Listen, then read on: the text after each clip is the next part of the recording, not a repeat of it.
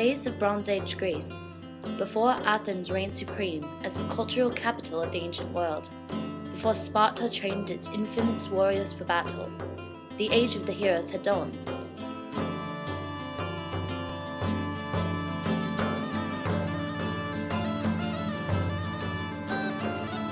Small cities sprung up and flourished throughout the Mediterranean Sea, on Crete, Castri, Saros, and more. Architecture was transforming, art was thriving, and culture was manifesting. A new age had begun.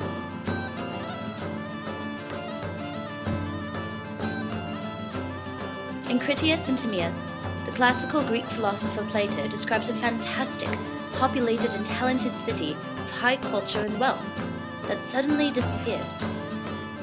Now in this island there was a great and wonderful empire, which had rule over the whole island and several others, and over parts of the continent. But there occurred violent earthquakes and floods, and in a single day and night of misfortune, the island of Atlantis disappeared into the depths of the sea.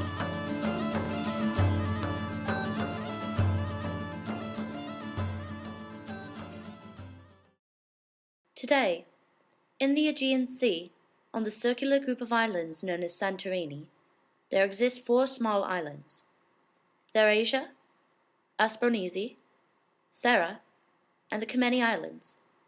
But during the 17th century BC, these islands were in fact all connected, forming one large island called Thera.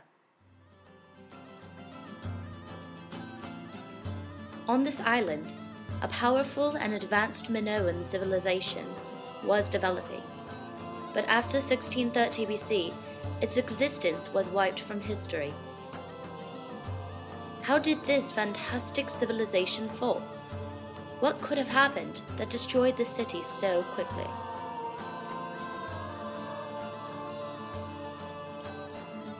Alas, this Minoan civilization did not understand the dangers of the homeland.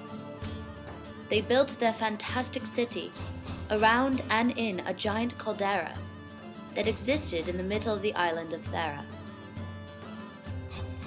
At the strike of fate, around 1630 BC, a massive eruption flooded this caldera, which destroyed the city without a chance to recover. Their existence was in vain. Their doom was inevitable.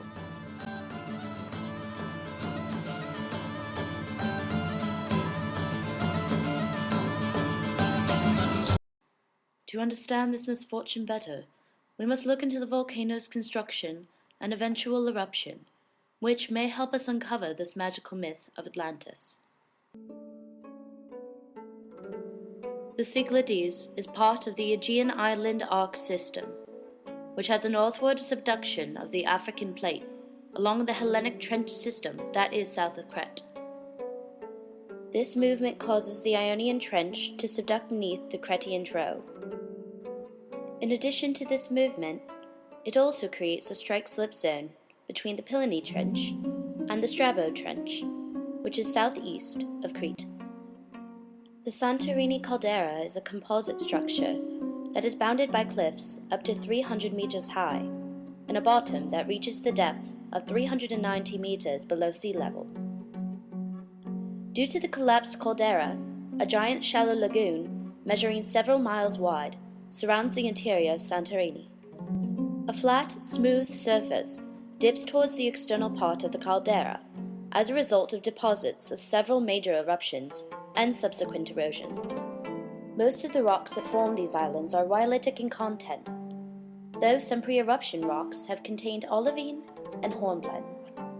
This catastrophic event occurred in 4 phases. The first phase of the eruption was Pelian in style, ejecting pumice and ash from a vent located in the center of a volcanic island within the Santorini caldera. During this phase, magma was discharged and an eruption column was produced, reaching well into the Earth's stratosphere. During the second phase, the volcanic island in the submerged caldera was disrupted. Seawater flooded into the crater, causing violent steam explosions. This formed dense steam and ash clouds that spread over the island and into the ocean. The third major phase of the explosion eruption created hot mixtures of volcanic ash, pumice, and gas called pyroclastic flows that moved down the slopes of the volcano at hurricane speeds. These flows were over 300 degrees Celsius and spread over the entire island, continuing over the ocean surface. During the fourth, final, and most violent phase of the eruption, extremely hot pyroclastic flows engulfed the islands and sea.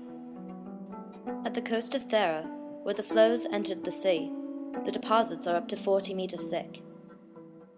In addition, the eruption created large tsunamis that affected the neighboring islands as well as Egypt and Israel. Santorini has a long history of volcanic activity, consistent with the subduction zone setting. Geologic studies show that there were at least 12 erupted phases that have occurred on the island over the last 1 million years. However, the geological record indicates that over the past 1 million years, less explosive Strombolian and Vulcanian eruptions have occurred at Santorini, about once every 5,000 years. Pilean events have occurred once every 20,000 years. Two small islands, called the Comeni Islands, have formed in the center of this caldera from eruptions over the last 2,000 years. Thus, Santorini is clearly still active today, especially since there are lively hydrothermal springs and fumaroles on the island. There have been several eruptions in the 19th and 20th century, with the most recent occurring in 1950.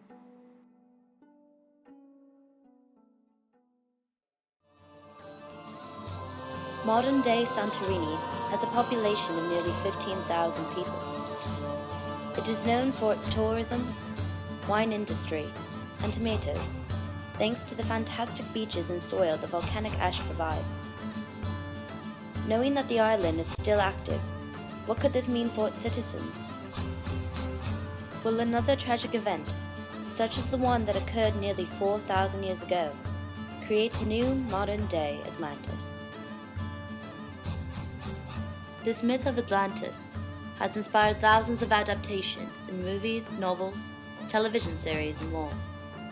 This magical and mystical story of the lost underwater city of Atlantis has become a legend. However, modern geologists and architects have uncovered an intriguing possibility. Atlantis is real. Atlantis is Santorini.